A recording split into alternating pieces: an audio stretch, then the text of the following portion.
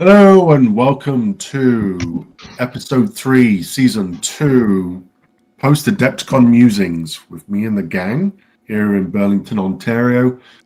I've got my regular partner in crime, Derek, and then we've got Sean, Evan, and Matt. Hey guys, how we doing? Doing good here.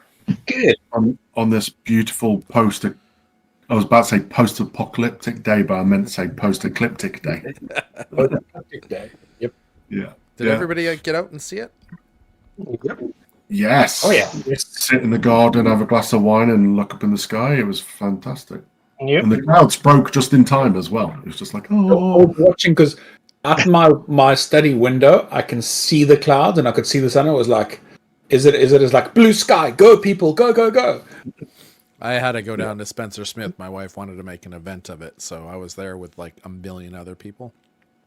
Yeah. Which was kind of neat because everybody cheered when the sun went away, and I just couldn't help but think like 1,000 years ago that cheering would have been screaming, but it was still interesting as all get out. Everyone would have sacrificed somebody to appease the sun god, right? Right? Come back, we'll kill everybody. Oh, it's back. Okay, we killed the right person. And then there's cheering, yeah.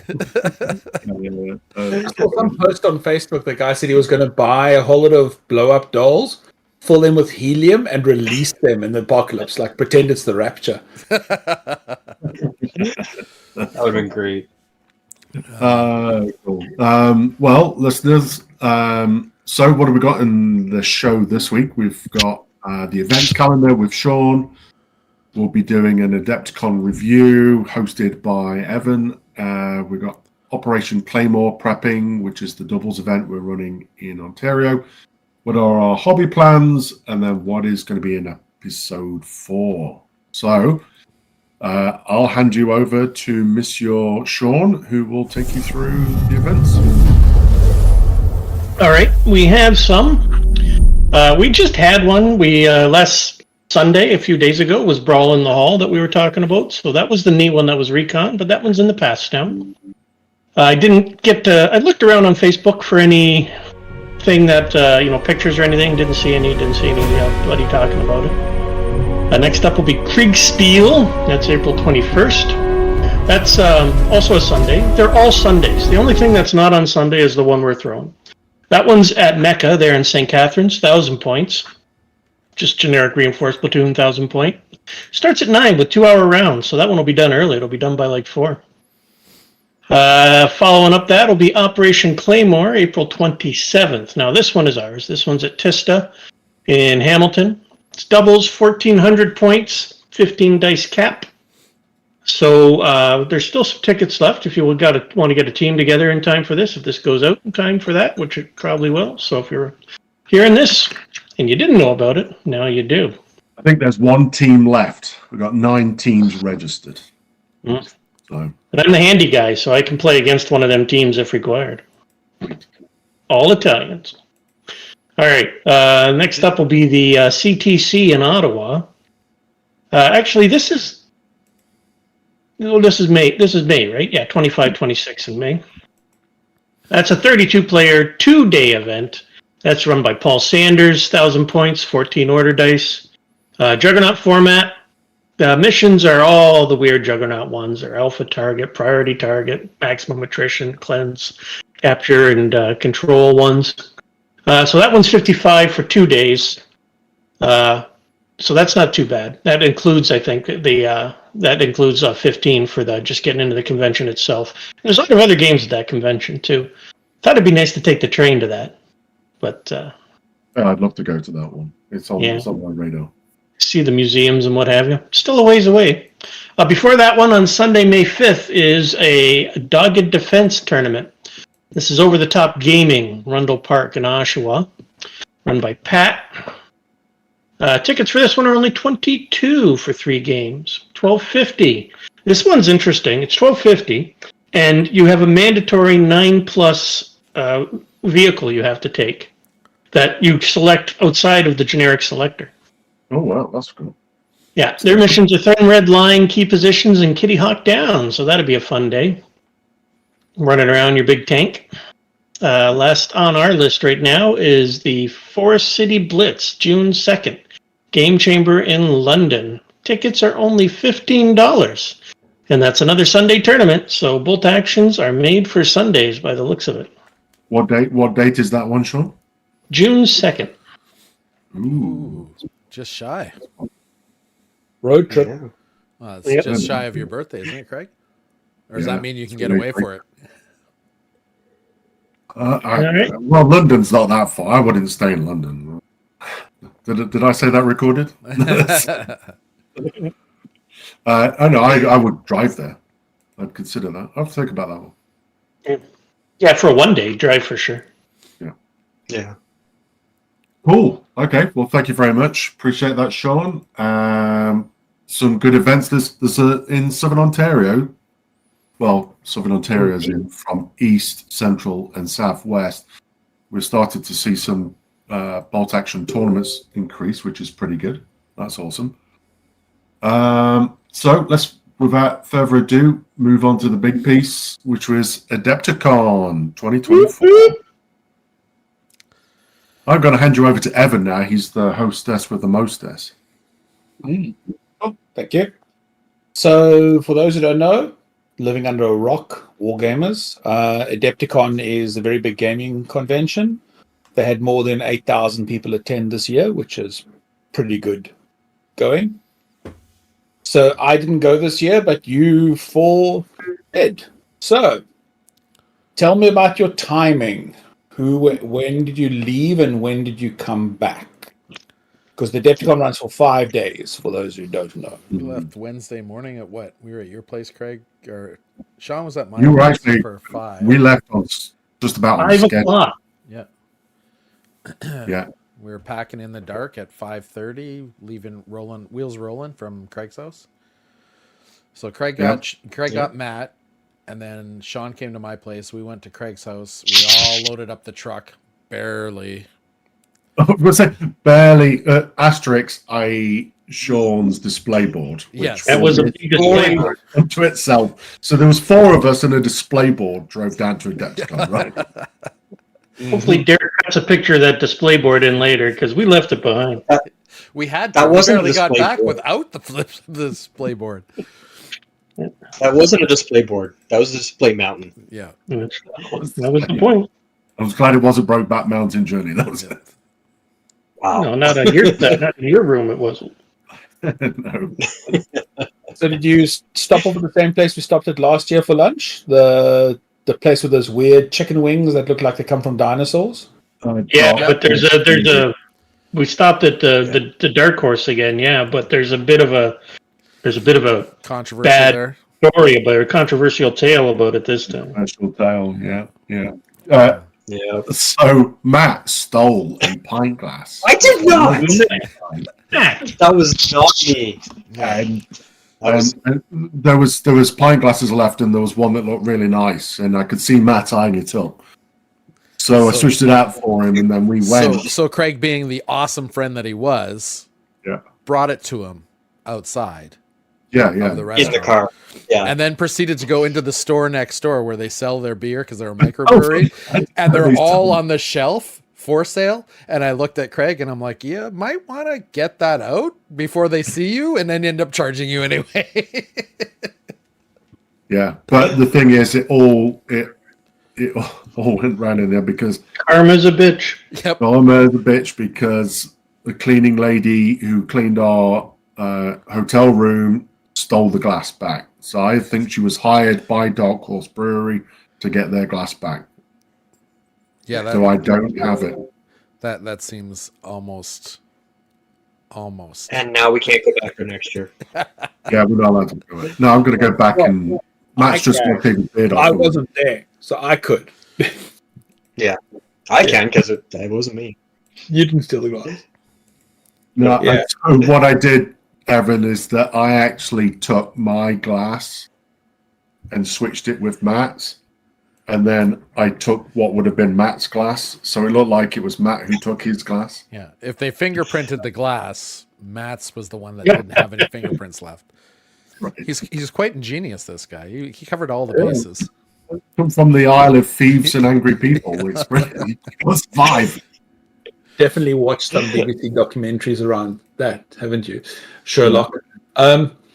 Okay, so last year we stayed at an Airbnb. This year the plans changed, and you stayed at a hotel, correct? The hotel. Yes. We actually The stayed hotel. in. So you stayed at the historical hotel. Yeah. Sorry, there are two hotels. Gaming was, yeah. Yeah. And how was it compared to an Airbnb? Hands down, I think the best idea because just get up in the morning, drag your cart down to play. There was a bunch of good restaurants nearby. Cool. So, Okay. Yeah, I'd say overall, I'd do it every time.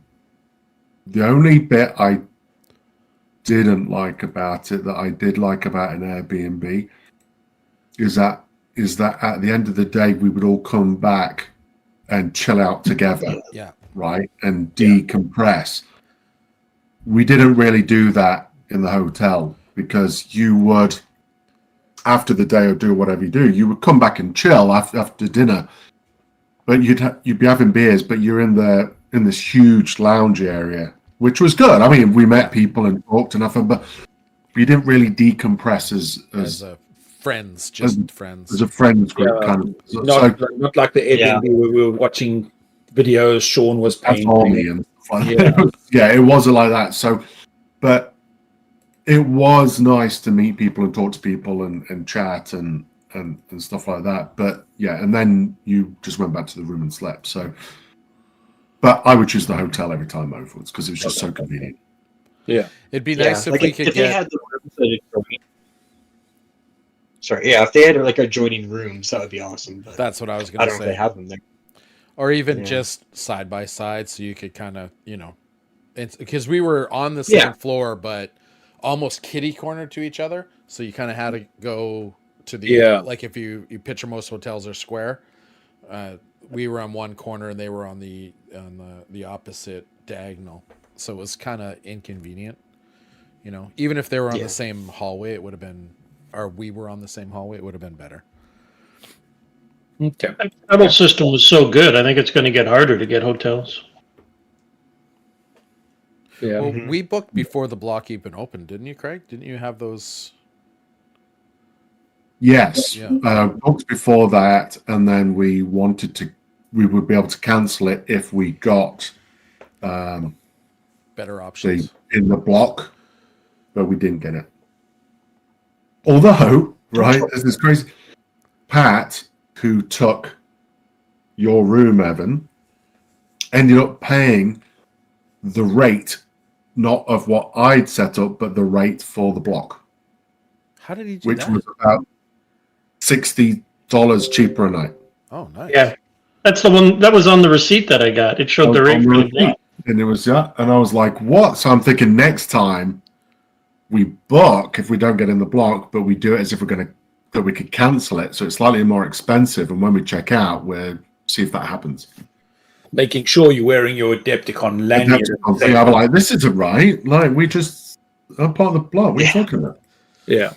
It's all this dodgy British thieviness. So just adds to it's showing through, Craig. Not even a little bit. No. So Thursday night you didn't have. Wednesday night you drove. Wednesday you drove down. Wednesday night you didn't have any games planned. So what happened on Wednesday night? We were supposed to set up the. Are you jerking off or are you drinking? A little drinking. We were supposed to set up for the big Stalingrad event, but we ended up chatting and then drinking and then drinking and chatting, and that kind we of went to killed Portillo's. You abandoned me. Yeah, we abandoned Sean because we were supposed to be doing the Stalingrad. Yeah. Yeah. So what did you get up to, Sean? I ended up in line next to these guys with a big cooler on a cart, and we gathered a bunch of chairs and we drank all their beers that were in their cooler. Oh, and then some guy joins us and gets to talking, and he was a guy who's been in the hobbies forever. He was an older gentleman, and he'd been in Catalyst's the BattleTech universe for a while. So like since the beginning, and he knew all the riders and he knew everybody and stuff like that. And then he proceeds to just, while we're sitting there drinking, walk through the entire fluff of BattleTech right from the beginning all the way to the end and all the events that happened on the way. So like a story time going there. That was pretty cool. We decided that next year we're going to take our own Yeah, beer. it's a tailgating party. You just set up like you're tailgating, and Yeah. whoever's on this side of you and this side of you is part of the tailgate. Yeah. Sorry, that happened. What I said happened after this, because this was the registration. Yeah. Okay. And how was it compared to That was last at the year? other. Was it easier because all the people in the US got theirs mailed? No. Or was it still just as painful? If we so, hadn't I mean, abandoned it's easy Sean, to prove. if Yeah. we hadn't abandoned Sean and then came back and butted in line, we probably would have been in a very similar position to what we were last year. There was probably half as many people in line, so it didn't double back all the way through the hotel, but we still would have been on the far side of the hotel waiting to come through. I was really surprised that it was that busy. Yeah. Okay. I don't know if that's a testament to how many people not from the US come, or how many people in the US just said, screw it, I don't trust you to send me my shit in time. Yeah. Okay. So, what were the people's schedules of games planned out? So, I'll just go around the table. So, Sean, what did you have planned over the various days? We'll come back to them individually, but just give a high-level overview of what was Thursday, Friday, Saturday for you. Yeah, and what I would do different next year. So this year I signed up for full day tournaments on Thursday. BattleTech was 3 games, but they're longer games.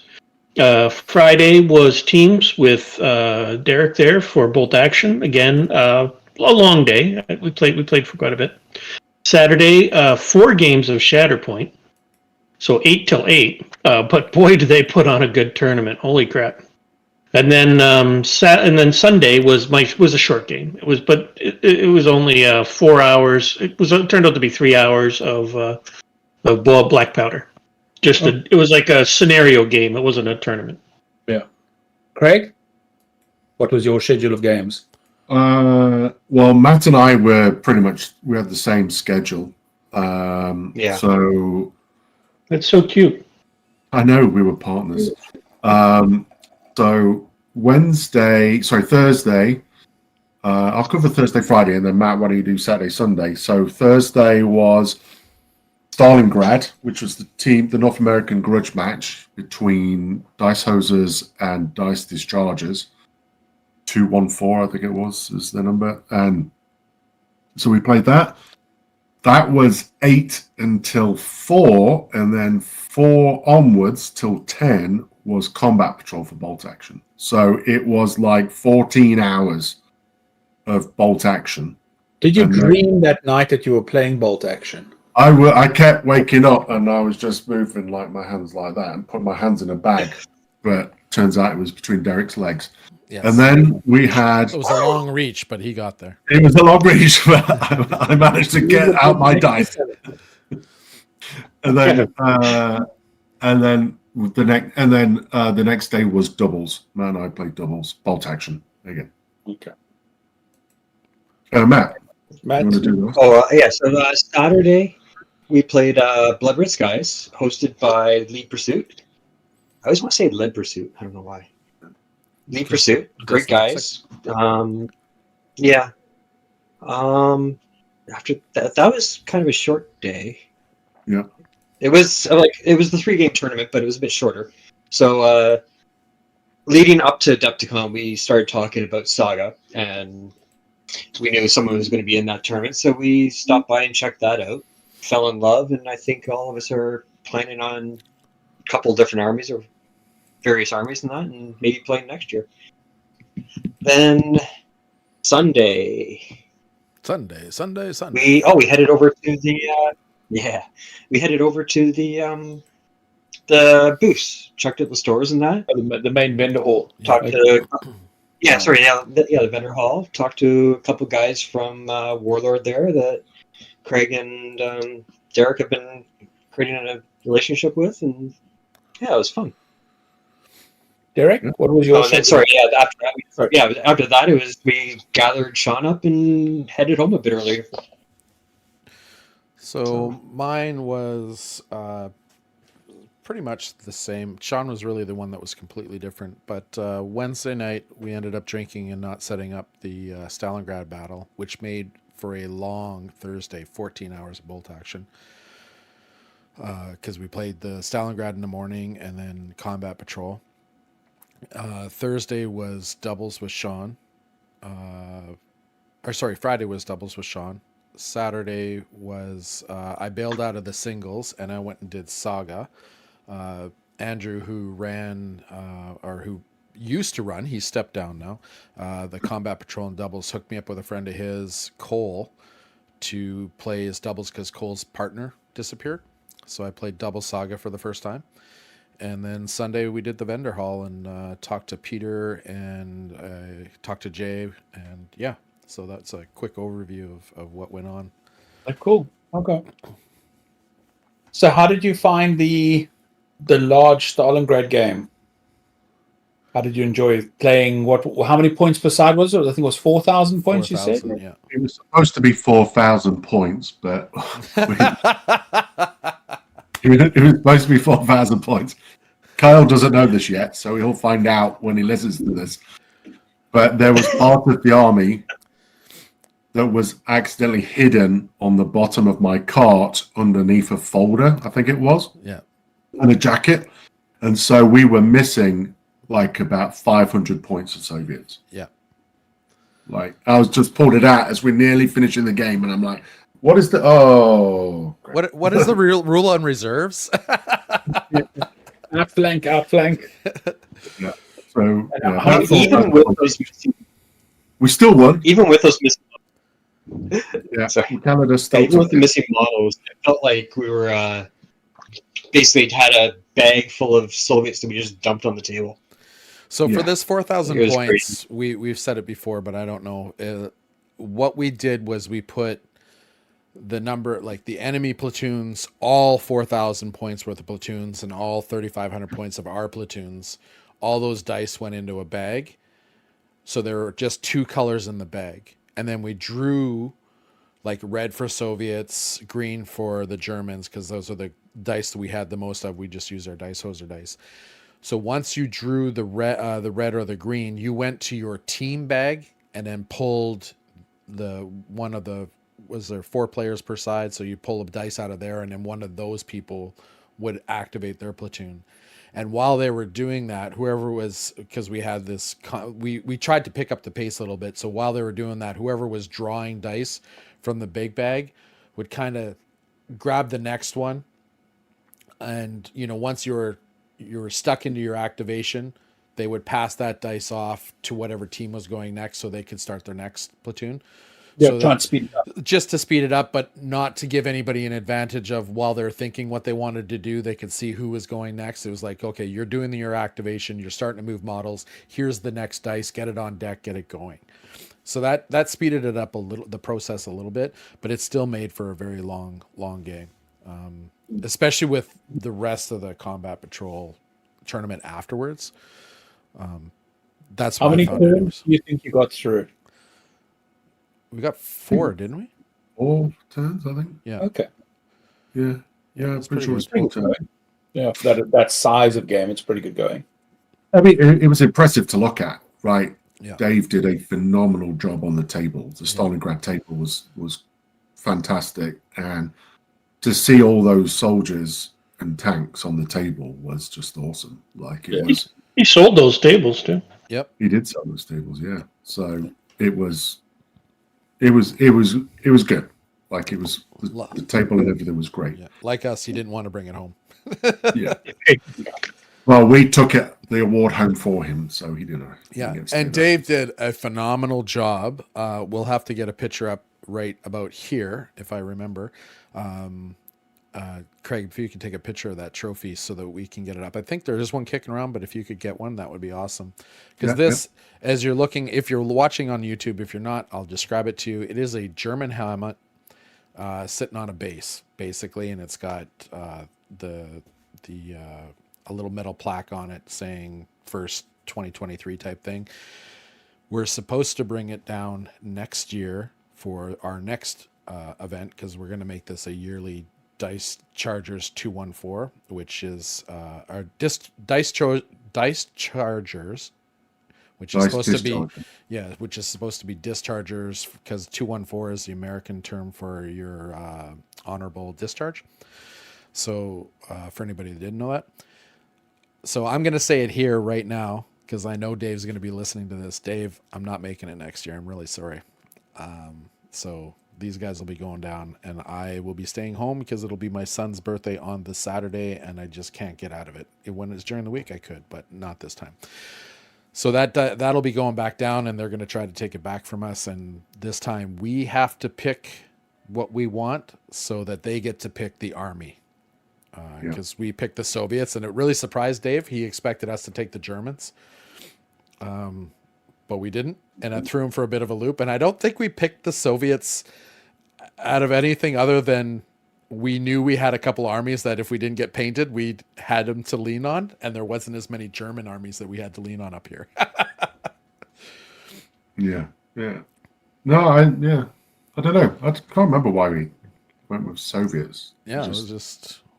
It was because Kyle had already had a whole lot painted. Yeah. Probably.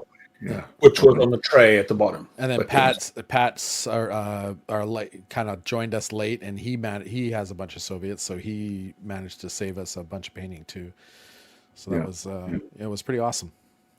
Cool. Yeah, so it's good. I think we'd have to look at maybe changing the day because I don't think I'd want to do 14 hours again. Yeah. I think if it was at on least the Sunday, set up, deploy, and do the first turn the night before if we were going to do Wednesday night, Thursday morning, and just do the drinking around the tabletop, and then if once we get too far gone to like, okay, let's go sit down somewhere, get it started, get it laid out. Yeah.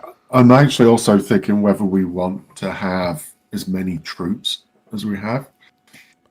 I was actually thinking maybe a tank wars or something like that. Lots of tanks. And that might be an easy one.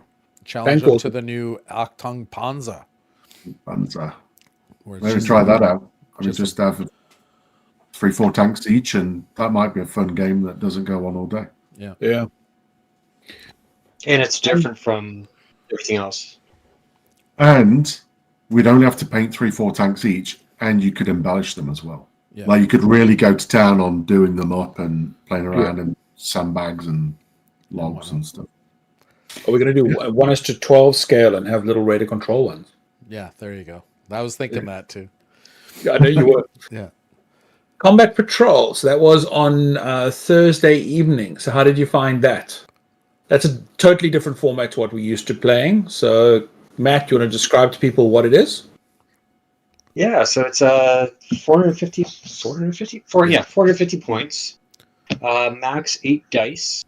You can have a tank that is max front armor 8, I believe it was. I don't see any lists here. I think it was front armor 8, and you can have armored vehicles or like transports and that. It was great. Armored car was limited to 7, I believe. Tanks were 8. Yeah, correct. Yeah. So quick game, smaller table. The Chicago Dice had some really interesting missions for that. So I played the Canadians. I took a good chunk of what we were playing for doubles and just took 2 universal carriers, added onto some infantry for that. Craig, I believe, was playing Germans. Mm-hmm. And Derek had some Canadians as well, but from Italy, I believe. Yep, PPCLI, baby. All day, every day. Yeah. I love the format. I thought it was fun, quick games. Just you've really got to think differently because you got a lot of these tiny little units that are going to die easily. But so does your opponent. Mission they have. Yeah. But So the first mission was search and destroy. Had an objective right in the middle of the table, and then an objective 18 inches away from that on either side. And at the beginning of turn 2, you roll 2 dice and a directional die, which is you can use one of the order dies, or if you have one with arrows on it. and then the objectives would move that far away from it. So it's a great mission. I just don't know if I like it for tournament situation where bad roll dice could affect a player. I got lucky. Like two of them moved slightly towards me, nothing crazy, and then one of them kind of stayed around the same area. So I think I had it a little bit easier, but I could see it being lopsided just on that. With it, I just had to rush up and grab 2 objectives because you could destroy them by shooting at them. And for each destroyed objective, it was worth 3 points. So right off the bat, like after I killed 2 objectives, I was up 6 points right there. And I figured I'm just going to go back and turtle, which I did, and won cheesy way that way. The next mission was Flare. And it started out with... Was it at night? It started at night. And then there's a special dice in the bag that when you're drawing your order dice, if it happened to be that one, it would switch from night to a flare that allowed you to see. Basically, being so yeah. So you go from seeing 12 inches to being able to see everything. But then the next round, that flare dice goes back in, and if you draw it again, the flare goes out, and now it's back into nighttime. So it kept switching back and forth there. That mission seemed really cool. Yeah. It was a lot of fun. My opponent liked it. got all the movements during the light to see me, and then pulled the light dice, and then pulled all of my dice. And then I did the same thing on my turn. I pulled all my dice under light, then I pulled the light dice, and then I pulled all his so he could move under the cover of darkness. It was such a brutal game. It's like his army had flares and mine didn't know what the hell a flare was. Looking down the barrel. So again, another great mission. I'm not sure I like it for tournament play, but it was fun to play. That's and then the last social scenario more than anything else. It was. Yeah. It was a lot of fun, but I don't know. I could see it being fairly even, and then other times being a little lopsided. And then the last one was just straightforward King of the Hill, which probably the most fair one of the ones there. And luckily, I got to play that one against Cole, actually, Derek's partner for Saga. Oh, great guy. Oh, awesome. Had a lot of fun. Yeah, it was a lot of fun. Yeah, Cole was my first opponent. So, okay. Yeah. I never played him.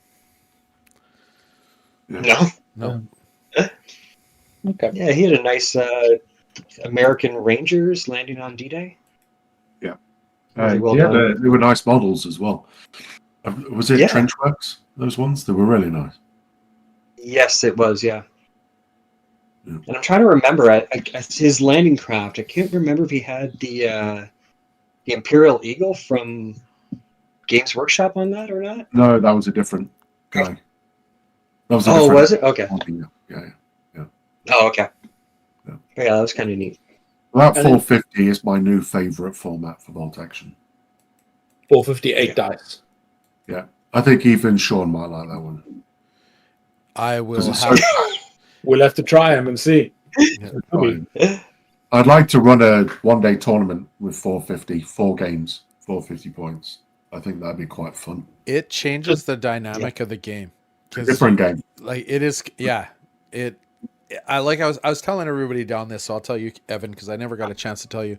I felt like this was almost how Bolt Action was supposed to be played, but just like all games, like GW, Age of Sigmar, and 40K, and any other game out there that anybody else has played, you start with those low point games, and then all of a sudden you want all your toys, so you creep it up. And then you creep it up, and then like I remember Age of Sigmar was 1,000 points, then it was 1,250, then it was 1,750, then it was 2,000 when I played it, right? And I feel like when we came into Bolt Action, everybody was playing at 1,000 because we missed that initial creep up. But 450 was hilarious. It was so quick, it was so fast. The games were over. You were never tired during these games. You had plenty of time to play. Like even if you were playing somebody that was just playing slow, there was like you couldn't play slow enough to waste time in this game. It was fast paced and fun. Mhm. Yeah. Cool. And the decision making to like you can't have all your toys. Pick Yeah, what your army list decision is quite important. Yeah, pick what your list does. Fast strikes, turtle up, heavy support, but that's it. And if you get the wrong mission against the wrong opponent, you're done. Like it is very rock paper scissors, which is fun too.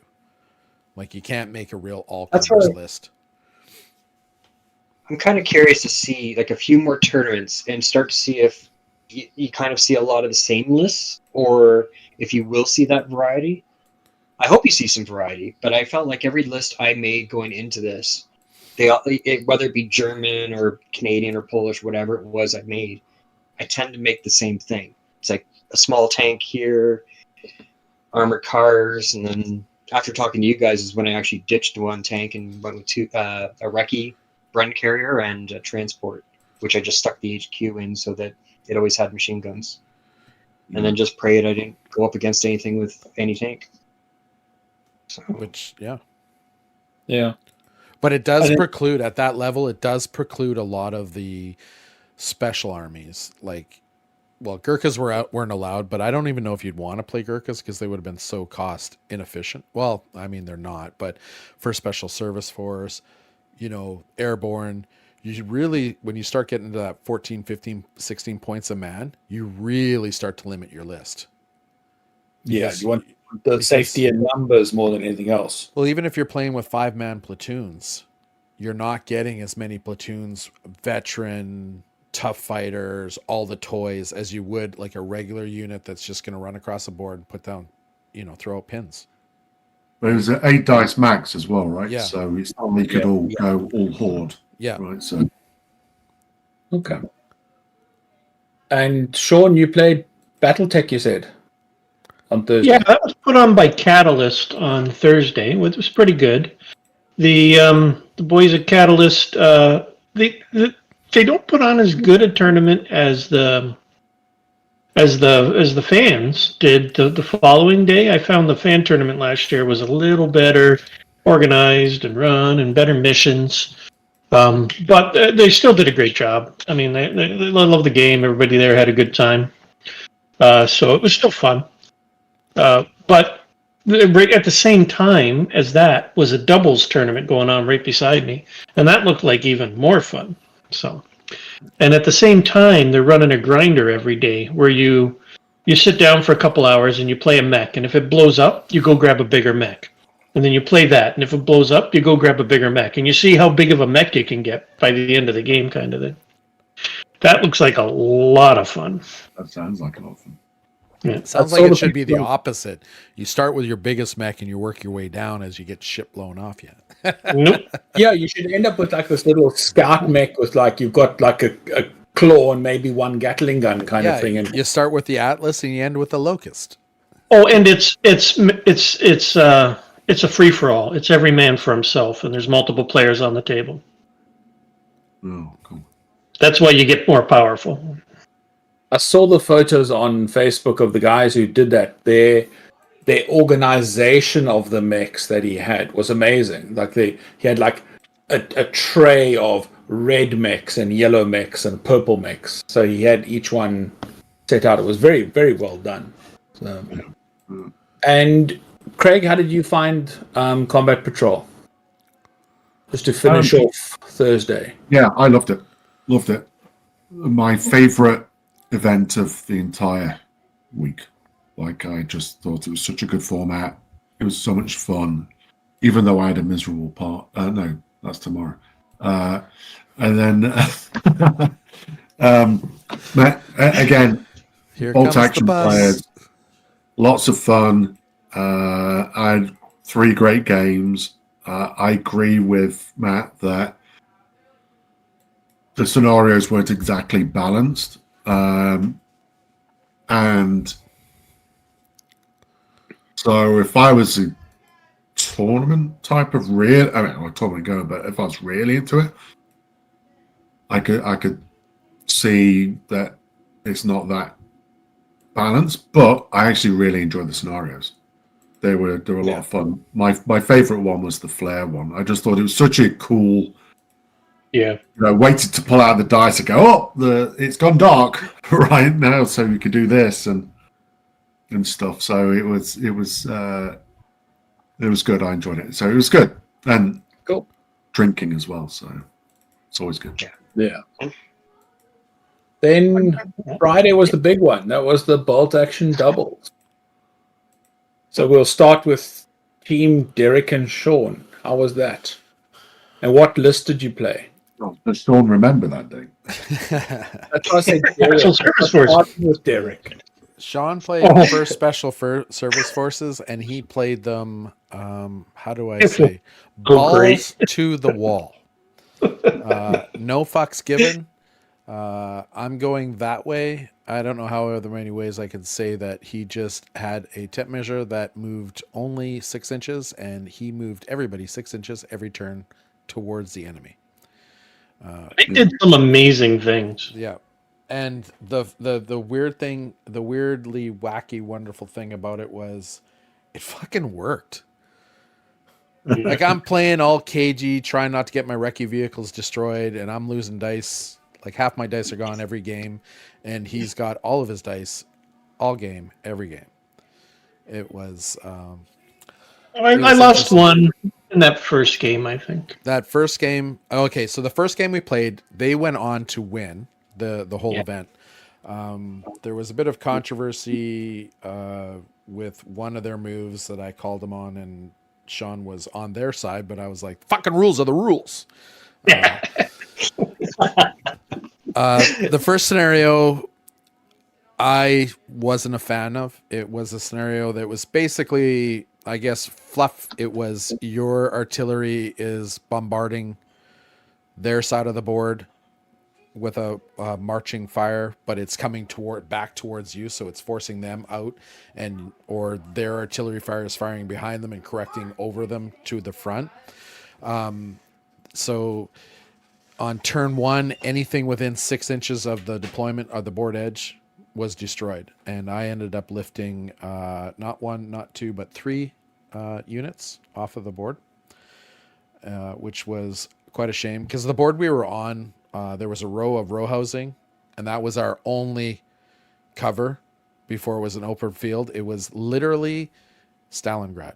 Like, we were on the Stalingrad board, but we were on the German side, and we had to go into this massive array of guns through an open field, and I just couldn't do it.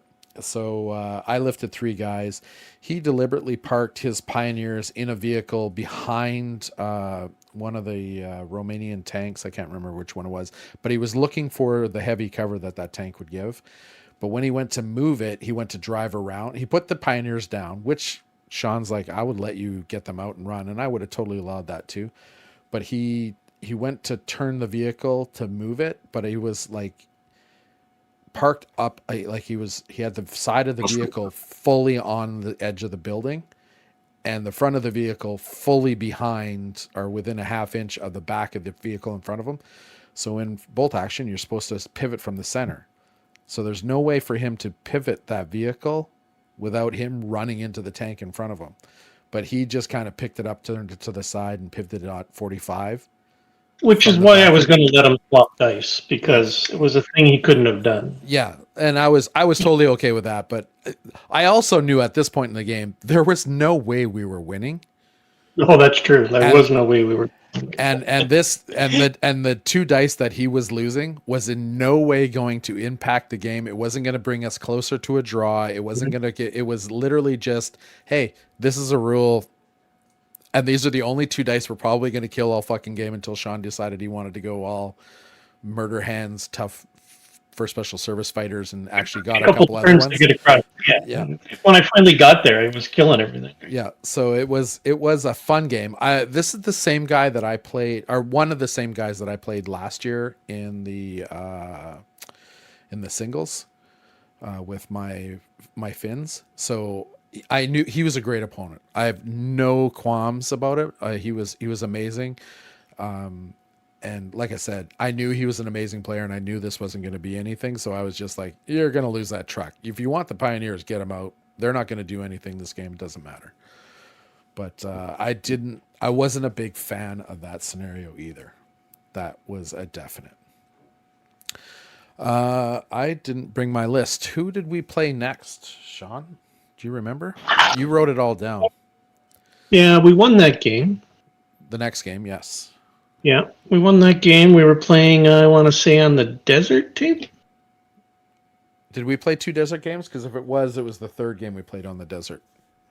Because I remember. Oh, you're right. Yeah, you're right. I remember him because he was my crabby second game opponent the day before, but he lightened up towards the end. And in this game, he was pretty good in the third game. In the second that was our second game. That was our third game, right? Yeah. And our second game was. Who was it? Now I'm blanking. Too long.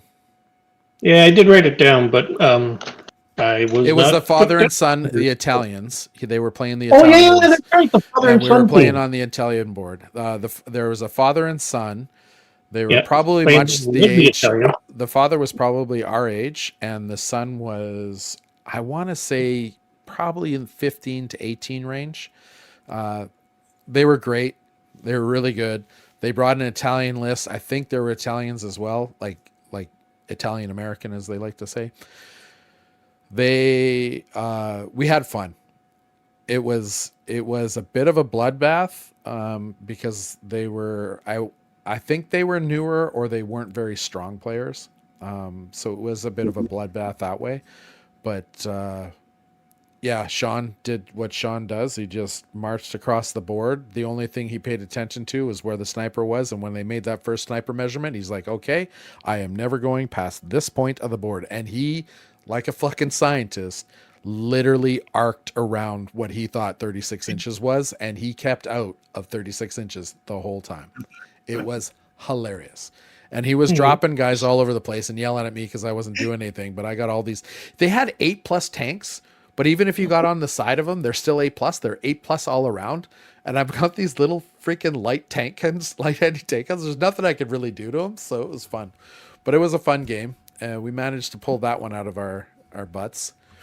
And then we went on to the crabby old guy who turned out to be not crabby today. So he had a better day. He actually went up to Sean and said Sean was the best opponent he's ever played against. Or what did he say to you? He gave you taught them an important lesson about how to play the game. It was like, have enjoy fun. the ride. Don't get caught up in the whole. Just enjoy the ride. Man. Yeah, and because Sean was just going straight across, like Sean does. We managed to fight them to a standstill, being heavily outgunned, I would say, because it was a very open board. And there was no cover, no anything. And they had Germans.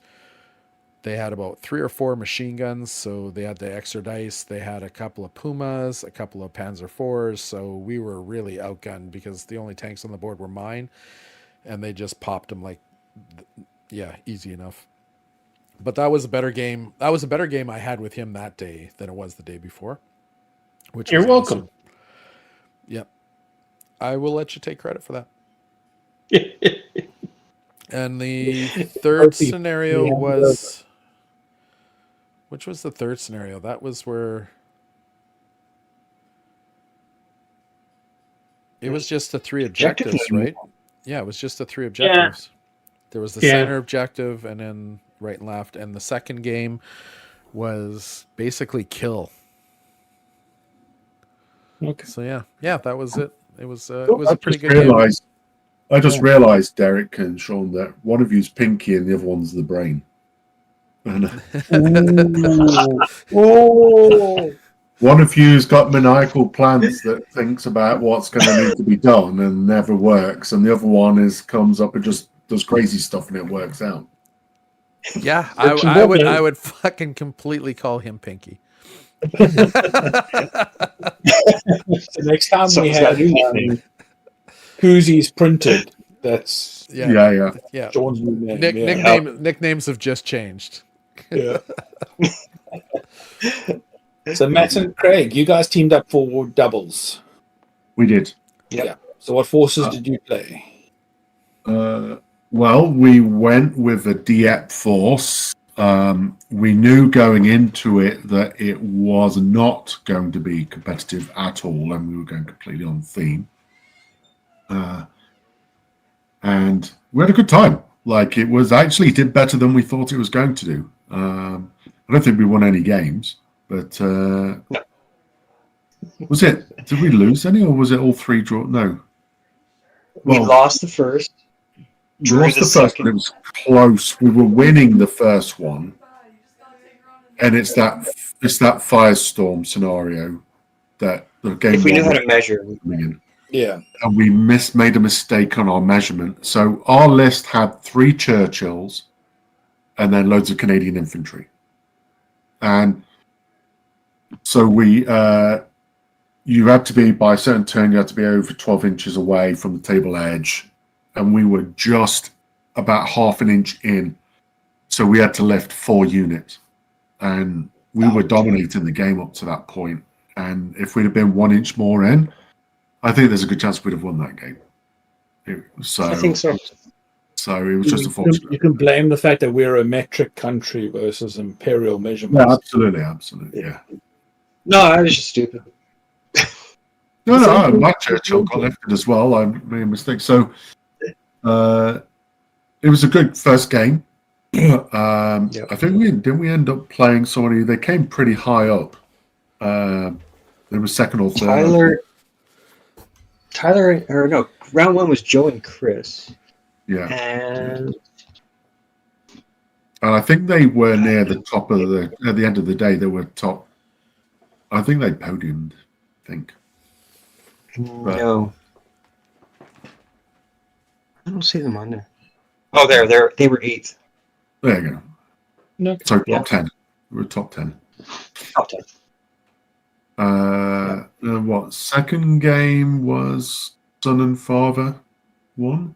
That was an older son and father, yeah. Yeah. That felt like we were playing the Grumpies. Like they were nice people. Like it wasn't anyone was a jerk or anything. They just didn't seem very happy. So and we drew that one, didn't we? Yes. Yeah.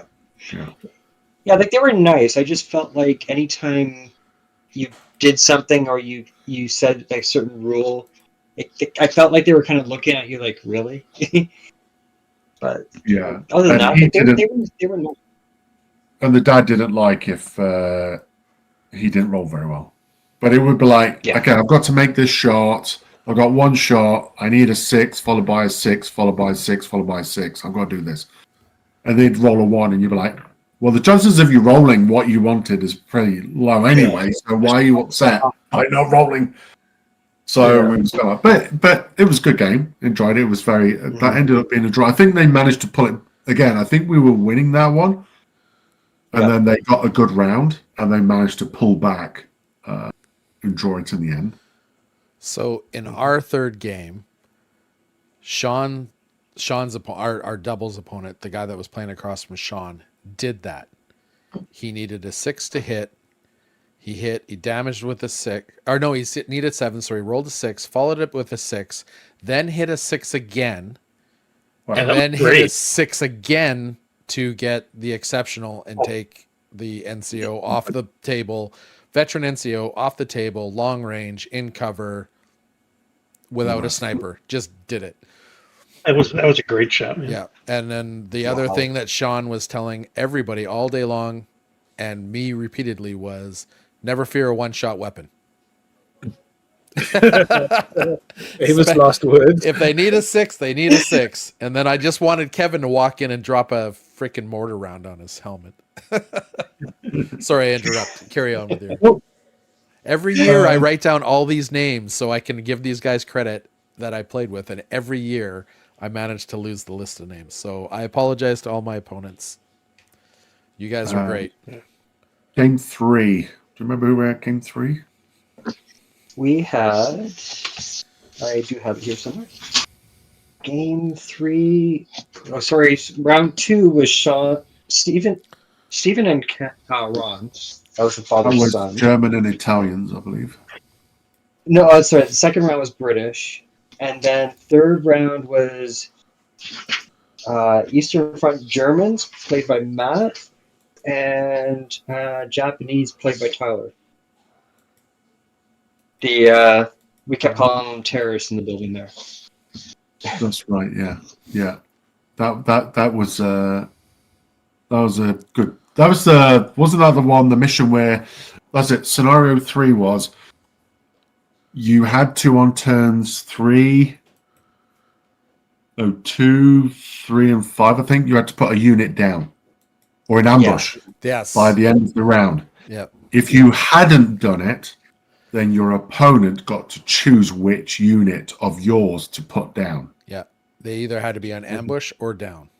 Right. So, and then I think turn 5 you had to have 2 units down, or turn 4 you had to have 2 units down. And all these scenarios were 5 rounds only. They didn't go to round 6. You didn't roll to see if they went to round 6. I actually quite like that. I'm doing that from now on. Rounds, just 5 rounds. And it came down to we were actually we were doing really well. We just charged the Churchills forward. We had the infantry behind them, and we had to take the objective in the middle, and we were fighting over that, and it came down to a long bomb down the side. We thought we'd block them off between 2 buildings to get to this objective, and they moved this truck with crew in it and managed to get just between by about half a centimeter to get through the gap between my tank and the building and get to the objective, and that got them the win. That's what it came down to, and it was just, I couldn't believe that they managed to get all of that they needed to do through, and it was just like So again, it was 2 draws and a loss, but the list did better than what I thought it would do, and actually could have ended up with 2 wins and a draw, right? So Okay. That mission really hurt you though, because with having to have 2 units down, you only had 3 units. that's right. So and they were trying to, that's where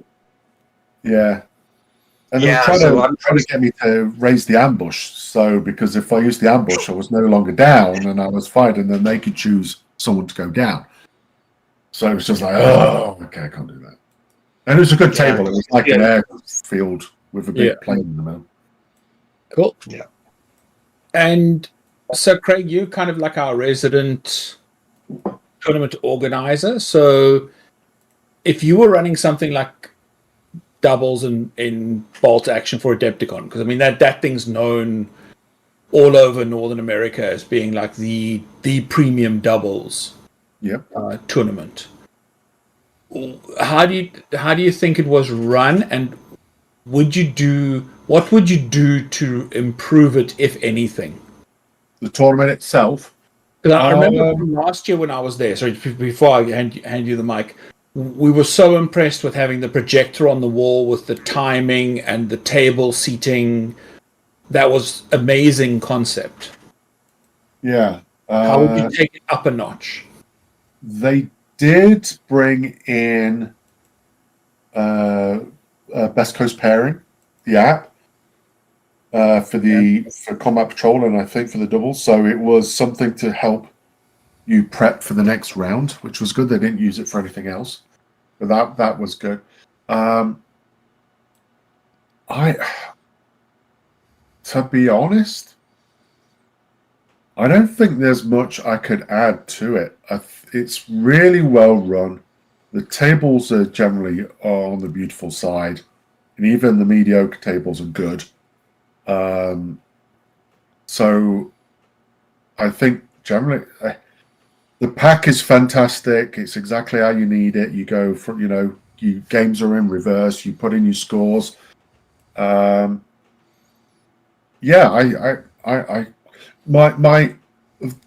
only 2 complaints I would have for it. that and we'll be emailing the guys at Chicago Dice because we know them and they're a bunch of good guys and they'll take the feedback. I would say one thing is, I think that if you're going to run scenarios that are not necessarily balanced, or there's a very certain kind of mechanism to them, I think you should release the scenarios before people submit their armies. Because a balanced scenario, if you build an army that, no matter what type of army you build in a balanced scenario, you can usually do well, right? You have a good chance. In these scenarios, if you had certain type of armies, you would be punished. So if you had in the Firestorm scenario a gun line, your army is useless, right? You're not getting any of the benefits. So now I'm being punished for an army that I've chosen without seeing the scenarios because they're not exactly balanced. So I think you would have to spin it around the other way. The other thing as well is that we understand from various people, and one of us was witness to this, was the fact that it appears that there are some people who have access to the scenarios through playtesting that then were at the tournament. So, which I'm not sure that's exactly fair. So that may be right or wrong, I don't know. And I'm seeking to clarify that with Chicago Dice. But if that's the case, I'm not sure that that's necessarily a fair perspective. Because what there were like 5 clubs that went, 5 or 6 clubs, I think it was. This time it was 4. No. This time it was like 9. It was 9. Yeah, fantastic. They should maybe share it amongst the clubs to play test the scenarios beforehand, to balance it and check it before. Or open it up and let any player play it and let the general community do it, and then I don't know, whatever it is, but I just think as long as you're consistent and everybody can access it, or everybody has time before they submit their armies, because it's then I think that's fine. Yeah, because the way they've made these scenarios is they're trying to make a narrative / competitive one, but they're trying to stay outside of the regular tournament. They're trying to make it so that when you show up to this tournament, you're getting something fresh, something new, something that's fun. And for the most part it is. But when like you say, you see these consistent disparity. Yeah. It kind of puts a negative optic on it. And that's the only negative thing I could say about this whole tournament. Is it just feels like there's just that little bit that if they said, hey, you know what? Last year we had these 9 clubs. We're going to get these 9 clubs to play test these lists. And then when we get the lists, or when we get all the feedback back, we're going to adjust them, and then we're going to let them out to the wild. And then you hand your list in. Because if you were playing a gun line, that first scenario fucked you. If you're playing slow tanks like these guys, that first scenario screwed you. Because you couldn't sit. Like I was thinking of my French gun line list with the 2 artillery pieces. I'd be hosed. Yeah.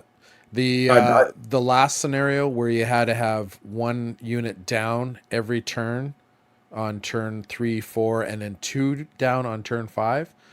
I think it should have been 2, 1, 1. Just because towards the end, I literally had 3 platoons at the end of the game. So 2 of them had to go down. And maybe that was what they wanted, but it almost made, like, as I talked to other people, and there was a lot of people that were down to like 3 dice towards at that last turn. So it's almost like you're not even playing that last turn. Unless they were trying to stop that mad dash to an objective, because you couldn't really do that. I would have made sure my list had 8 dice. As it was, I thought it had 7, but Easy Army kind of screwed me on that, and it only had 6. But there were going into this, I was like, okay, I got 3 stag hounds. I've got 6 dice. That should get me through. But if I got to put 2 down at the end of a game, now, like, I would have built my list completely different. I would have went with 2 staghounds or maybe even 1 and brought my dice count up. And that would have helped on the first scenario too, because you would have had more guys getting out that 6 inches, more targets, not less targets, walking into the gun line. So I would say I would have gone from last year rating it as a 9.9. This year I would say it's a 9.5. Yeah. So it's still excellent, but just needs a slight nick. Yeah. There's a scratch on it. Yeah. Okay. And I think if you want, like, a suggestion for, if you want to keep the mission secret so that there is a bit of surprise, you could also even say, here are 9 scenarios that we may choose from. And then if you look at them, you're like, oh, well, I can't play that mission with our list. And if it's a possibility, come up with a different list. So you're kind of making a list for 9 different possibilities. So it's still fair that way that you have the surprise. But at least you know that you kind of put with one of these missions that's really going to screw you. Yeah, that's a good idea. Yeah. Okay. Then Saturday, you guys played Lead Pursuit. Derek, you did Saga doubles. We'll come to you because that's the exciting one. As far as I'm concerned. So Blood Red Skies tournament, that was 3 rounds, correct? Yes. Yeah. And so again, Lead Pursuit. We met them last year. We knew about the game beforehand, but they kind of ran us through first games. They taught us and ran a really great presentation game for us. And then so we tried the tournament this year. I would have had a better time if I was prepared. It was all me. Like, nothing on them. It's just last time I played was September. And we only played a handful of games last year. So leading up to this, I was so concentrated on getting stuff finished for doubles and that. And then someone mentioned Saga. So, of course, Squirrel. I started looking at Saga when I should have been looking at Blood Red Skies, maybe playing a game or 2 with my son. But I thought it was a really well-run tournament. Except I would prefer... Sorry. So the guys that were running it were also running a streaming at the same time. They broadcast one of the tables. They highlight it and they show it. So, but they're talking about the game as they're doing it. So if you had questions during a game, it was kind of hard to talk to them. And there was no independent CEO sort of walking around. Yeah. Like, I would love to have seen if they had just a third person to maybe walk around, make sure everything's going well, answer any questions. Because, like, I should have known better myself. But if you get that new player that maybe just needs a little bit of extra help in that, it's just something I would have maybe liked to have seen. But other than that, like, they are great guys. They really well run. So, I had a great time. We actually, going into it, Craig and I kind of looked at each other like, which one of us is going to be the one to spoon this year? And put a little side bet on that one, which I won. I lost. Unfortunately, I won my last game. Yeah. Just you won your last game. What an oxymoron. Cool. Yeah. Yeah, I went 1-1-1 that day. I got a really fortuitous draw with, I think, a really good player. Like, I just swarmed him, and I got a lucky critical hit, and I was able to get the draw, and we both basically boomed each other out at the same time. It was 6 booms each. So, yeah, I just did a Sean and was just like, I'm just going straight at you. Shoot, see what happens. And I got lucky. So, yeah, it was good. It was a well run. Excuse me, well-run event. It was just a tournament, though. Yeah. It was just a tournament. There was no... not quite as invested as Bolt Action or soon-to-be in Saga or something like that. Well, I suppose the thing is that with Bolt Action and stuff, there's scenarios, right? And they change the scenarios, and you change the tables, and you change... Yeah. There's all these things that add to what you're doing, and then you've got a theme that you're coming to and stuff. You could have a scenario of an eclipse and everything goes dark, and you have night fighting.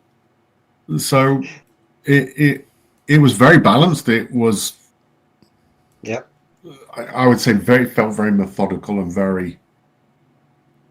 Everything did as it was well run, easy. But I came away thinking, great, enjoyed it. Check. I'll do something else next year. Yeah. Okay. Plus, on the back of our mind, it's like Derek's playing Saga. I want to go check that out too. Not that I want to leave the game, but it's just okay. When we're done this, I get to go check that out too. So, yeah. Bit of that. Oh, you played Shatterpoint, correct? Indeed.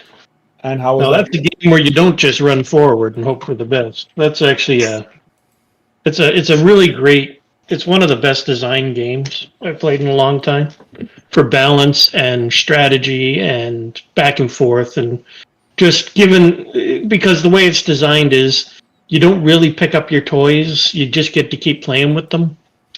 It's very rare that you lose units in that game. So it was put on by Atomic Mass, and they did an amazing job running all their events all 4 days. Like, had I gone to just their events for the whole week, I would not have been sad. They do that good of a job. Except Armada was in the other building, but like the Legion and the Shatterpoint events were on a couple days, so they did a great job running that. So I played 4 games. Each game was about 2.5 hours, and it was for experienced players. So I prepped going there. I played a lot going up to it to make sure I at least knew my list and the interactions and all the. And there's not a lot of rules in that game, but you just have to know the rules to really plan out your turn. You have to know, all the distances and all the little quirks about movement that are in that game. They're very simple rules. So it was.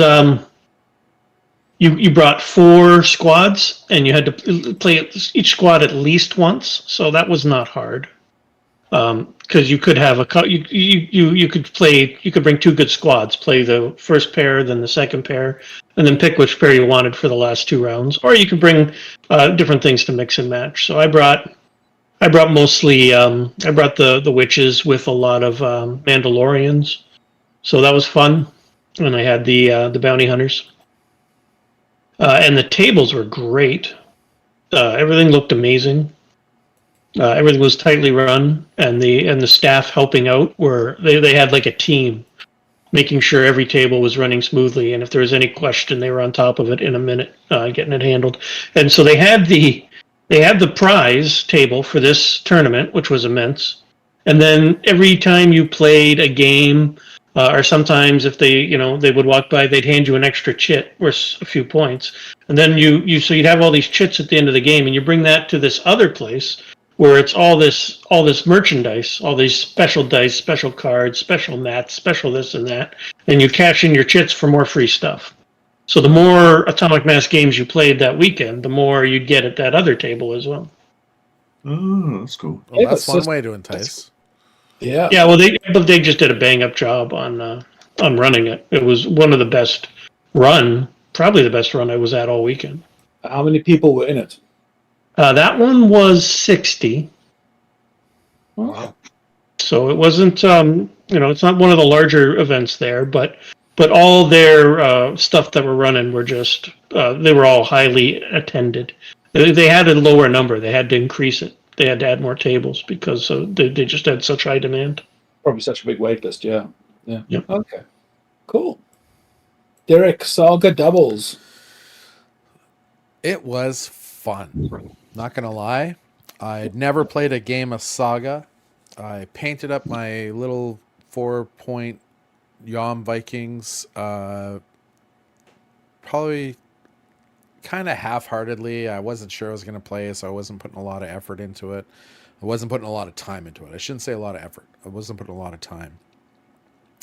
Just before we left, Andrew reached out to me and said there's a 50-50 chance that my buddy Cole, who you guys played a Bolt Action, his partner might not be able to make it.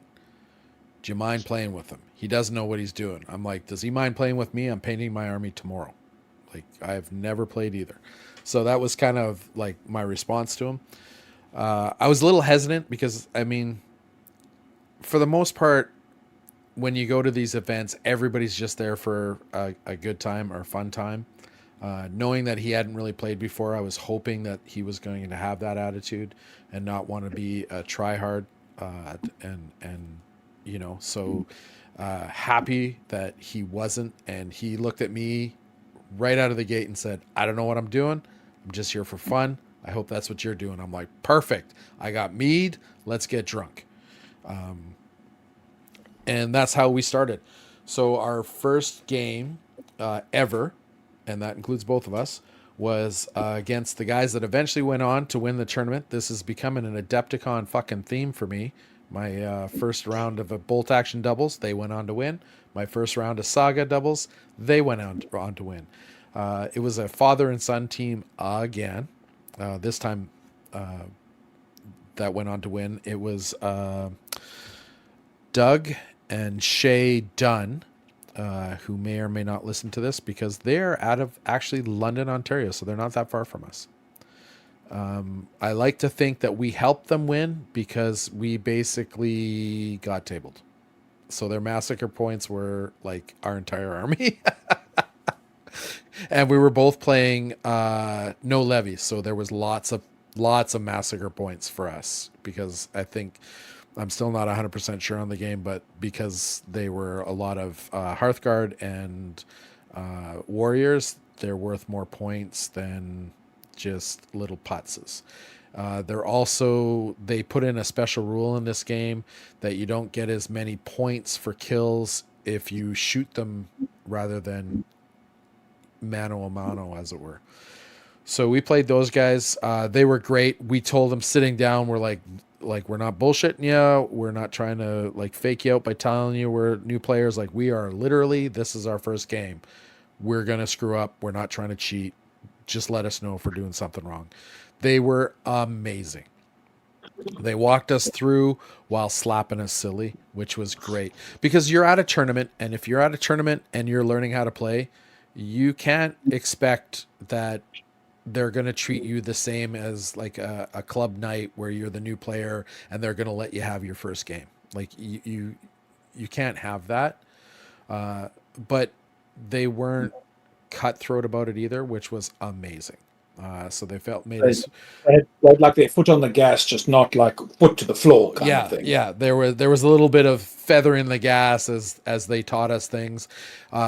They were very helpful giving us pointers like, you should do this. There was a couple times Doug even looked at me and goes, I don't know what advice to give you right now because I'm afraid of what you do one way or the other may end up bad and you're going to think I'm screwing you. And I was like, hey man, I'm going to die anyways. I don't care. What would you do in this situation? And he both basically put his hands up and goes, you know what? You got to make this decision yourself. And I was like, oh, that's awesome. Okay, let's do this. We discovered that knights charging into a cornfield against Irish javeliners is not a good thing, which really kind of upset Cole, I think, because they were Hearthguard, so they were like elite troops on horses, 1,000-pound horses running through a cornfield, and they get an extra freaking fatigue for doing that. And we both kind of looked at each other like, that seems a little not right, but okay. And then they got wiped out by a bunch of peasants, which was hilarious, but also kind of disconcerting because, like I said, Cole was like, I thought I was going to win. And I was like, I thought you were going to win too. I went into our second round against Raj from Saga Thursday. His partner also bailed, so he had another partner show up last minute. I think they knew each other, though. They were both, obviously, Raj, his entire YouTube channel is based on Saga, so he knew his rules inside and out. Oh yeah, so I'm playing Tom's Vikings, and Cole was playing Ordenstadt, which it turns out is kind of like an okay lower medium power level army. Apparently mine's a high-powered army, but not in my hands. And we were playing in the second game, we were playing pagan people, and I want to say Anglo-Saxons, but I might be I might be wrong on that. It was, for the doubles tournament, it was Invasions and Crusades. So you had to be an army from one of those books. Raj was an awesome opponent. Again, we sat down, guys, we don't know what we're doing. His partner was okay. He kind of snapped at me a bit, and then he broke one of my models. So I kind of looked at him like, hey, well, this is what happens. Karma. But he was good. They were both, it was a massacre. He talks about it on his podcast, his Adepticon review. He literally gave us about 3 sentences. These guys were new. It was a massacre. I really don't know what to say. And then he goes on to his next game. So there's not much to say about it. Again, we just got crushed. So going into our third game, we were convinced we were Wooden Spoon Awards. And that was the funny thing was Andrew, from the guy that we were talking about earlier that was running Bolt Action, he was in this tournament, and he'd got the wooden spoon, and also Cole's friend, so he'd got the wooden spoon the year before. So it was kind of like a running joke, like, we're going to take it away. So we didn't know it at the time, or at least I didn't know it at the time. We were playing on the bottom table. We lost to two guys. They were playing, I think it was Pagan Russ and Vikings. And we lost to them, but they managed to get the wooden spoon in the end. So I don't know how that happened. I guess we killed enough people, or our strength of schedule was a little bit better. I don't know what it was, but we actually came in second last, not last. So that's hilarious. You lost 3 games and still didn't get the wooden spoon. It's Yeah, probably the massacre points. They probably had more stuff massacred over the period of the tournament. No, the total tournament points, we had 38. No, they had 38. We had 39. So we were like above them in tournament points. I don't know how we did it. Like I said, I'm still not sure about the Saga scoring. But it was 3 games. Like I said, I brought a 1, 2, 3. I think I brought 3 gallons of mead down, and I was handing it out liberally to Andrew and his crew, and Cole and myself. We were having a good time. It is a fun game that is amazingly easy to learn, but the depth that the battle boards give it was surprising. I didn't think there was that much depth to this game, and then playing through it against experienced players that knew what they were doing, you could really see how, if I had an army, I could build it one way, use the battle board to make it play a certain way, and you could build the same army, maybe even identical units, and use the battle board and make the army play in a different way. Not 100% 180, but you could see how a lot of battle boards gave a lot of variability in the game, and how the dice, like the Saga dice, changed from turn to turn, how you could use. So I was really mildly surprised, or not mildly surprised, very surprised at the depth that game has, which, because I honestly thought it was going to be a beer and pretzels day. But for a new player, like going in not knowing what I was doing, and I was pleasantly surprised. The guy that ran it, the TO, I want to say it's John, cannot remember again. I wrote all this stuff down, but I didn't. He was amazing. He was laid back. Him and Andrew and him, I believe they're in the same gaming club or connected somehow. And you could see a lot of the crossover between Bolt Action tournament and this tournament. They didn't, not in the sense of prize support, but in the way it was run, the carefree, it's all, let the players have fun. It's all organized, keep it flowing. It was really nice that way. Prize support, non-existent. There was first, second, third, best painted. There was nothing like that. It was, in my mind, exactly like a tournament you could expect from any weekend at any club. It wasn't balls to the wall convention, all kinds of support, everybody leaves with something. There was none of that, which was kind of disappointing. But in the same token, I mean, these companies can only afford to support so much, I guess. And these guys had Age of Alexander, Age of Hannibal going. They had Age of Magic. They had the doubles, and then the next day on Sunday, I believe they had another one, which was Invasions and Vikings. Yeah, the next one, the next day. So I'm sure they probably got a lot of prize support, but because of the limited amount of companies that cover this genre, they had to spread it over 4 days, so they were probably limited in that. I wasn't disappointed in that. I was just marking the difference between the fact that Bolt Action has you don't think Bolt Action's a big game when you compare it to GW, but you can see the steps of the different companies when you start going to the different tournaments. Yeah. Okay. Well, I think we'll wrap up Adepticon there because we've been waffling for almost 2 hours. I think we've got 4 listeners otherwise. We could go on for hours. If you haven't gone, you should go. Yeah, I was about to say, if you haven't gone, go to Adepticon. I'll be there next year. Derek won't. The rest of the gang probably will. Yep, I'm in. Yeah. So, and Craig, I'll hand it back to you. Thank you very much. So just a quick thing. First of all, before we go on to hobby plans, we've got Operation Claymore, which Sean talked about, which is the doubles at Tista Minis. 1 spot left. It's a lot of fun playing the doubles, and we're playing scenarios from both. The 2 of them are from 2023 Adepticon, and 1 is from 2024 Adepticon. So hopefully it'll be a lot of fun, and we'll cover that off in the next show. And then we've got what's everyone up to in the next little bit. So I'll start. Yeah, you start, sir. Painting Napoleonics. And right next to that is my Welsh saga that also needs to hit the painting table and the painting. And what Napoleonics army are you doing?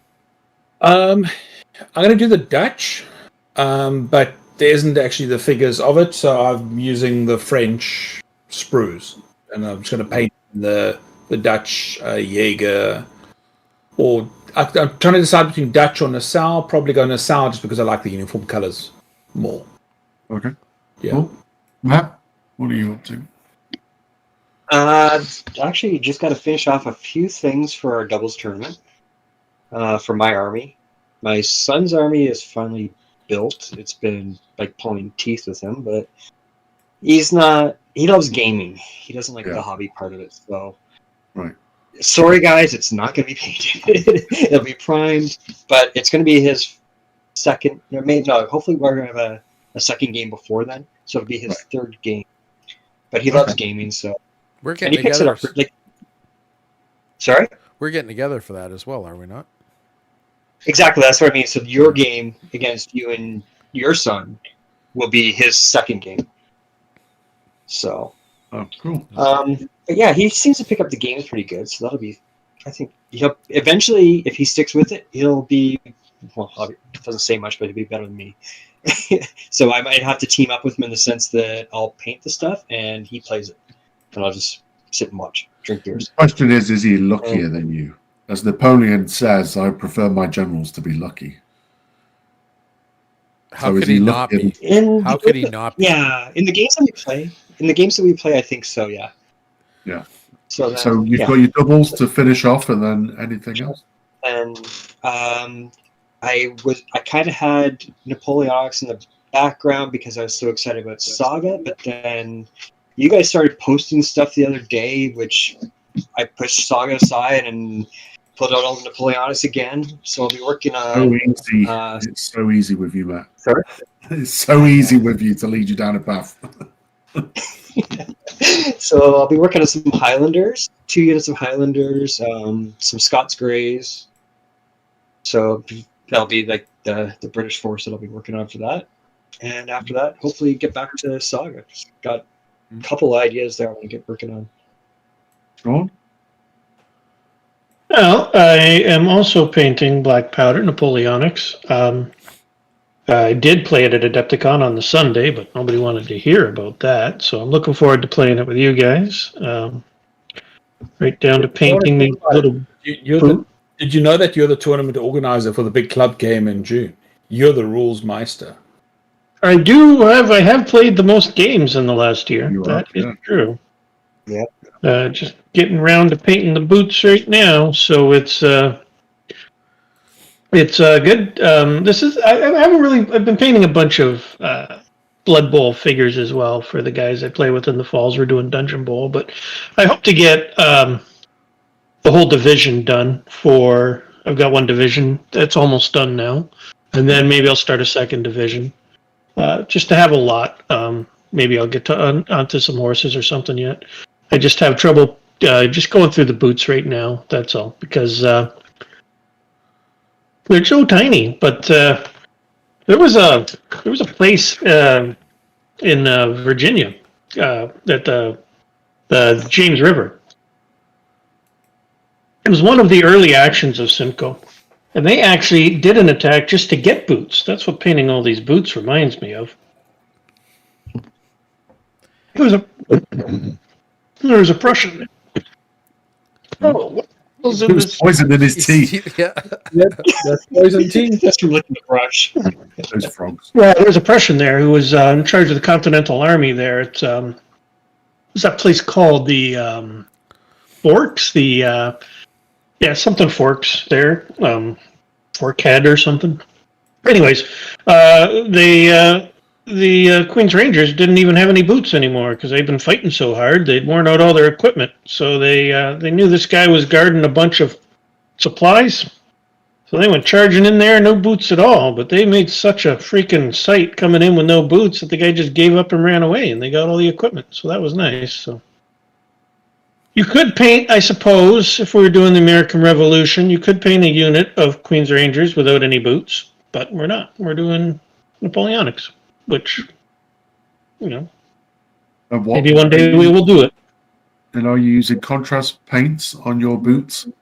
Or No, I'm going to use English leather on the boots. I end up using contrast on the hats, on the shakos, and I use it to darken all the metal pieces before I put metal on them. But the boots I just go in later and hit with some English uniform. Just because that's when I also go in and clean up anywhere that needs more black. Yeah. And contrast going in later can be a mess. So I save it as my last step kind of thing. And the boots don't matter that much because you're going to have flock down there and stuff like that too. So they just got to be dark. Cool. Derek? Working on the Waterloo, not going to lie. Not really interested, just doing it because it's a club thing. And our loyalty to Warlord Games knows no bounds. So what are you doing? I'm doing the Prussians, and I have got an amazing amount of them. I just looked at all of the Prussians I had, and unlike Sean, I am doing contrast because there's two things that are going on here. First, I hate 15 mil. I've come to decide that 28 mil is as small as I want to go. And 15, this is 30, it's not even 15, it's smaller. Yeah, like this is just brutally small. So, and two, this is the one era I've never really had a whole lot of interest in. But I know everybody have played games that I've wanted to play with little or no interest as well. So I am more than happy to do it. Just as a support the guys type thing. So I have the Jager, I have cavalry, I've got infantry. Those are the three boxes I have, and then I have the Prussian starter box to go with it as well. So I think I'm looking at around 20 sprues. And we want a lot of models when we play this game because of the way it works. Because when half your army is stressed out from fighting, it's game over. Yeah. You're done. That side retired. So that's where I'm currently heading, and that's what I'm currently doing. I also for the doubles, because we had to get our list in so close to Adepticon, and I had completely forgot about it. I'm just playing the same list at Adepticon. That well, I shouldn't say that. It's slightly twisted. I dropped one of the stag hounds, and so it'll be Chase will be playing the Royal Dragoons this time, and I'll be playing the 1st Special Service Force. And we're basically playing the same lists that Sean and I played.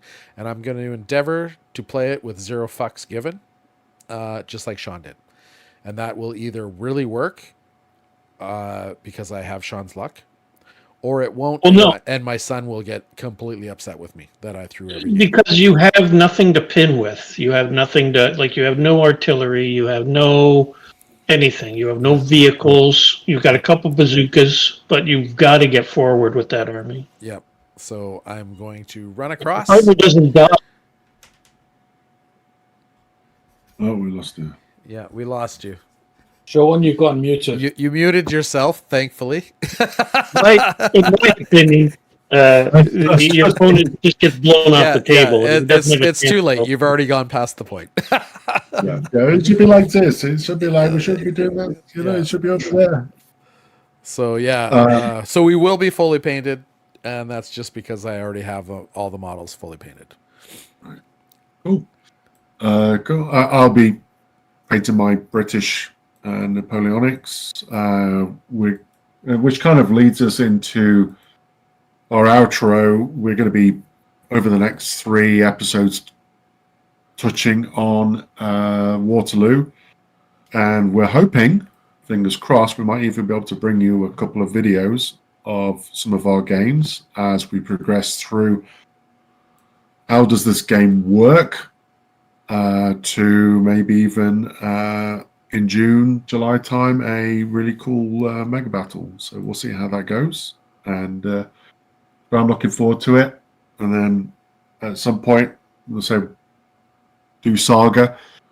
I'd also like to check out Hell Caesar as well and see how that compare and contrast between the 2 systems. Yep, it'll be fun. And yeah, so I'm looking for it. And the thing for me, whenever I get into a game system, I have to get into the history of it, or the background, or the fluff, or the whatever you want to call it. So I've been reading a lot of Napoleonics, a lot of audio books, a lot of videos and films, and like that highly accurate, historically accurate movie Napoleon. In inverted commas, highly accurate. Inverted commas, yeah. Waterloo was better film. Yes. But yeah, now I'm listening to a book that's the history of Napoleon, not about his battles, but about who he is and stuff. And there's a lot of stuff I didn't realize that he really didn't speak French very well overall. Yeah, he had a very strong Corsican accent. So and he never really learned to speak French really as fluently as a natural born French person, which I never knew. So it was very interesting. What was the other thing that and I didn't know that I knew that he changed his name, the pronunciation of his name, but I didn't realize for a long time that he was Napoleone Bonaparte. That was his name, because he was Corsican. So it was very interesting to hear a different. You assume Napoleon French, and actually it was Napoleon Corsican who kind of adopted France. So it's interesting, but I do love all that history stuff. So adopted France, or France adopted him? I don't think France had a choice. He adopted France, I think, because I'm not quite there yet. But at one point, for a lot of his time, he actually was very anti-French because France took over Corsica from Genoa, and they took over and basically killed all the rebels, kind of a thing, and quite strict, quite harsh. And He also was from Napoleone, was from minor nobility. So when he was going through school and officers' college and all this stuff, a lot of people that were there were very rich nobility, and so they looked down on him and saw him as a rural kind of peasant. And he was very anti them, very anti-rich French people. So that was his mindset. So it was very interesting. But I'm really excited with Waterloo. We played a bit of American Civil War a couple of years ago, which I quite enjoyed. So I just like the idea of giving orders in some, in a haughty British noble's voice. When I don't have a cold, that is. But yeah, you need a monocle. You have to, I don't know. Do they have monocles? We'll just pop the lens out of your glasses and make you I put them both in without their frames. I might get a pair of muskets, and then if somebody pisses me off, oh, you insult me, sir. The white glove. Yeah, the white glove. I challenge you. Yeah, so that's good. So looking forward to that. So I think that's pretty much it. So next month's show, we'll be talking about Operation Claymore, a debrief of the doubles, and dipping our toe into black powder and what's happening there.